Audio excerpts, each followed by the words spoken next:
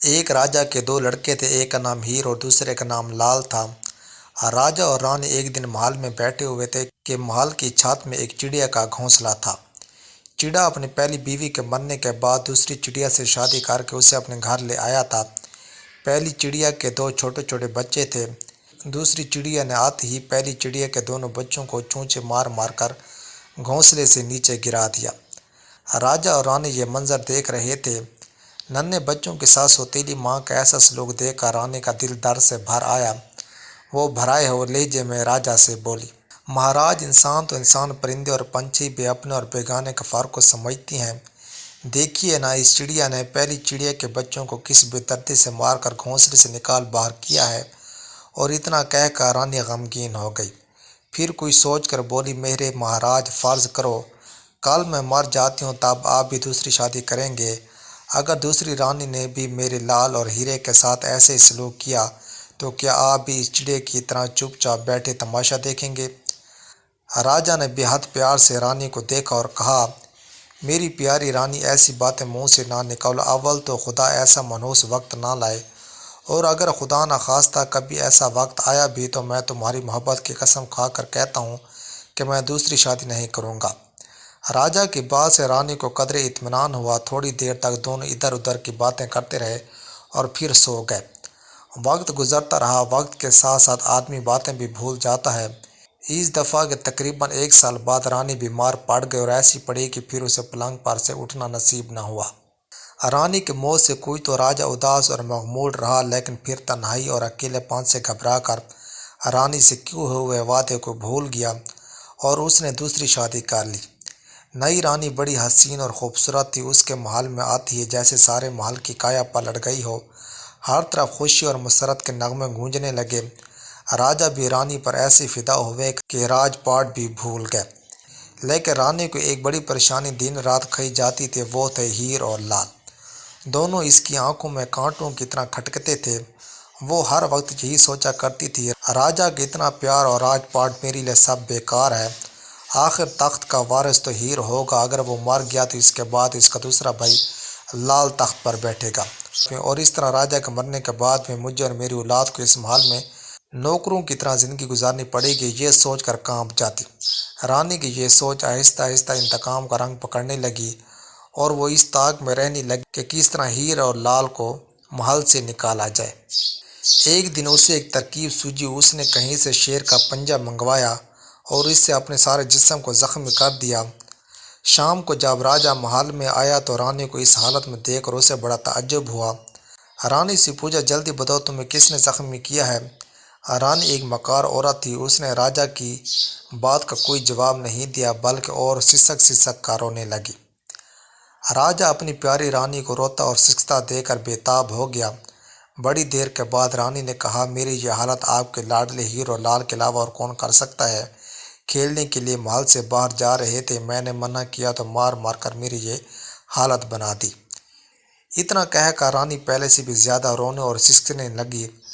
راجا کو ہیر اور لال پر بڑا غصہ آیا۔ اس نے اصلی واقعات پر غور کیے بغیر ایک رتھ تیار کرے اور رتھ بان کو یہ حکم دیا کہ وہ صبح سویرے ہیر اور لال کو رتھ پر بٹھا کر ہمارے ملک سے باہر چھوڑ آئے۔ راجا نے رتھ بان کو ایک بند لفافہ بھی دیا اور کہا کہ جب ہیر اور لال رتھ سے اتر جائیں تو اس وقت ان کو یہ خط دے کر کہنا کہ یہ تمہارے باپ نے دیا ہے، اسے پڑھ لو اور اس کے مطابق عمل کرو۔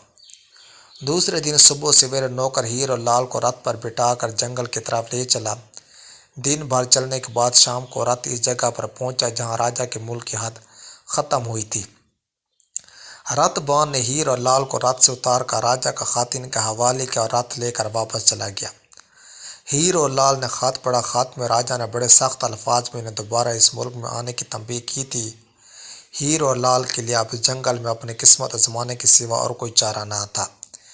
بیچارے پہلے ماں کی محبت سے محروم اور اب جیتے جی باپ کی شفقت اور اس کا سایہ بھی ان کے سر سے اٹھ گیا۔ دونوں بھائی اپنی بدقسمتی پر رونے اور آنسو بہانے لگے۔ آہستہ آہستہ اندھیرا بڑھ رہا تھا۔ ہیر اور لال، جن کی عمر 14 اور 10 سال کی تھی، تھک کر ایک درخت کے نیچے بیٹھ گئے۔ دونوں بھائی بڑی دیر تک باتیں کرتے رہے۔ رات گئے تک باتیں کرنے کے بعد دونوں بھائی نے سوچا کہ اب انہیں سو جانا چاہیے، اور یہ فیصلہ کیا کہ دونوں کا ایک ساتھ سونا ٹھیک نہیں۔ جب ایک بھائی سوئے گا تو دوسرا پہرا دے گا، اور جب دوسرا سوئے گا تو پہلا اس کی نگہبانی کرے گا۔ اس فیصلے کے بعد پہلے ہیر سویا اور لال پہرا دیتا رہا۔ مقرر وقت پر لال نے ہیر کو جگا دیا اور خود سونے کے ارادے سے لیٹ گیا۔ ہیر پہرا دے رہا تھا، اچانک درخت پر بیٹھے ہوئے ایک پرندے نے دوسرے پرندے سے کہا، جانتے ہو مجھ میں کون سی صفت ہے؟ اگر میرا کترا ہو وہ کوئی پھل کھائے تو وہ راجا بن جاتا ہے۔ اس پر دوسرے نے کہا کہ اگر کوئی میرا جھوٹا پھل کھائے تو وہ وزیر بن جائے گا۔ ہیر نے دونوں پرندوں کی بات سن لی تھی۔ اس نے سوچا کہ دونوں پرندوں سے پھل ایک ساتھ لینا چاہیے۔ اس نے ایک پتھر اٹھایا اور نشانہ باندھ کر دے مارا۔ ہیر کو ڈر تھا کہ اگر پھلوں میں سے ایک بھی ہاتھ سے نکل گیا تو بات ادھوری رہ جائے گی۔ اتفاق کی بات ہے، پتھر دونوں پرندوں پر لگا، دونوں کو منہ سے پھل چھوٹ کر نیچے آ گرا۔ ہیر نے بڑھ کر جلدی سے ایک پھل تو کھا لیا، دوسرے پھل لال کو دینے کے لیے سنبھال کر رکھ دیا۔ آہستہ آہستہ رات گزر رہی تھی۔ جب دن نکلا تو ہیر اپنی جگہ سے اٹھا اور ہاتھ منہ دھونے کے لیے پانی کی تلاش میں بہت دور نکل گیا۔ اچانک اس نے دیکھا کہ خالی ہاتھی آ رہا ہے اور چاند گھوڑا سوار ہاتھی کو لیے اس طرف آ رہے ہیں۔ ہیر ایک طرف کھڑا ہو گیا اور ان کو دیکھنے لگا۔ جب وہ قریب آئے تو جھک کر صاحب نے ہیر کو سلام کیا، پھر اسے پکڑ کر ہاتھی پر بٹھایا اور جدھر سے آئے تھے واپس چلے گئے۔ بیچارہ ہیر ڈر کے مارے کچھ بول بھی نہ سکا۔ ادھر لال جنگل میں درخت کے نیچے سو رہا تھا۔ وہ لوگ ہیر کو لے کر راج محل میں پہنچے۔ وہاں پہنچنے کے بعد ہیر کو پتہ چلا اس دیش کا راجا بے اولاد مرا ہے۔ مرنے سے پہلے اس نے وصیت کی تھی کہ میرے مرنے کے بعد فلاں جنگل میں جانا، وہاں جو شخص تمہیں ملے میرے تخت و تاج اس کے حوالے کر دینا۔ راجا کے وفادار نوکروں نے راجا کی وصیت پر عمل کیا اور ہیر کو لا کر راج گدی پر بٹھا دیا۔ اب لال کی بات سنو اس بیچارے کی۔ جب آنکھ کھولی تو ہیر کو اپنے ساتھ نہ دیکھ کر وہ بہت فکر مند ہوا اور اداس ہو کر بھائی کی تلاش میں نکل کھڑا ہوا۔ اسے ادھر ادھر بھٹکتے ہوئے کئی دن ہوئے اور پھر ایک ایک کر کے کئی مہینے گزر گئے۔ لال بیچارے نے بھائی کو ہر جگہ ڈھونڈ اور تلاش کیا، لیکن ہیر کا کہیں کچھ پتہ نہ چلا۔ اس کی حالت خراب ہو گئی تھی، جسم کے کپڑے پھٹ گئے تھے، پاؤں میں چھالے پڑ گئے تھے۔ بھائی کی تلاش میں بیچارے کو نہ کھانے کی خبر تھی اور نہ سونے کی۔ آخر میں جب ہیر کا کچھ پتہ نہ چلا اور لال بیچارے پر بھوک مرنے کی نوبت آ گئی تو اس نے نوکری کرنے کی سوچی۔ پہلے تو اس نے راجا کے فوج میں بھرتی ہونے کی کوشش کی، لیکن جب کم عمر ہونے کی وجہ سے اسے فوج میں نوکری نہ ملی تو اس نے ایک تیلی کے ہاں نوکری کر لی۔ تیلی کے ہاں کولو جلانے اور گھر کے دوسرے کام کرتے ہوئے دن ہفتے مہینوں اور مہینے سالوں میں گزر گئے تھے، اور اسی طرح ایک ایک کر کے 12 سال ہو گئے۔ ایک دفعہ کا ذکر ہے کہ لال کولو کھینچ رہا تھا، کسی نے خانقاہ پر چوٹ لگا کے صدا لگائی، جو کوئی ہیر اور لال کی کہانی سنائے گا اسے راجا کی طرف سے 1,00,000 اشرفیاں انعام میں دی جائیں گی۔ لال نے اپنے مالک تیلی سے کہا کہ اگر آپ مجھے اجازت دیں تو میں جا کر راجا کو ہیر اور لال کی کہانی سنا سکتا ہوں۔ پہلے تو تیلی کو لال کی بات پر یقین نہ آیا، لیکن جب لال نے بہت کہا سنا تو تیلی اس شرط پر اجازت دینے کے لیے تیار ہوا کہ انعام کی نصف رقم وہ اسے بھی دے گا۔ لال نے تیلی کی یہ شرط مان لی اور راجا کے محل کی طرف چل دیا۔ جوں توں کر کے جب لال محل کے دروازے پر پہنچا تو پہرے داروں نے اسے دروازے پر روک دیا۔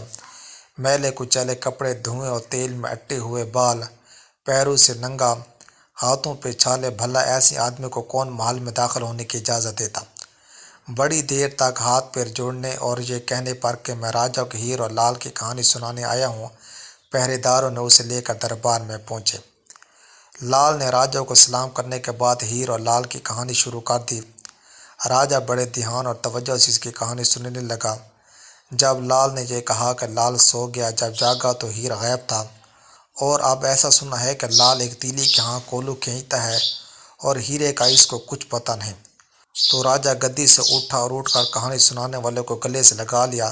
بڑی دیر تک راجا اور لال روتے رہے۔ راجا نے کہا لال تمہاری یہ حالت؟ لال بولا اور آپ کیا میرے بھائی ہیں؟ دونوں بھائی ایک دوسرے سے لپٹ کر رونے لگے۔ درباری حیران کھڑے کبھی لال اور کبھی ہیر کو دیکھ رہے تھے۔